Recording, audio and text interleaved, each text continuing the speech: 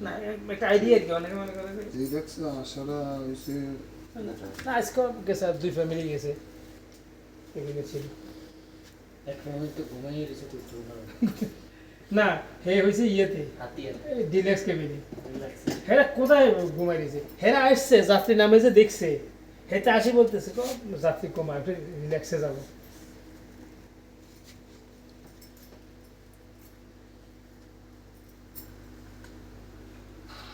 ঠিক আছে তাহলে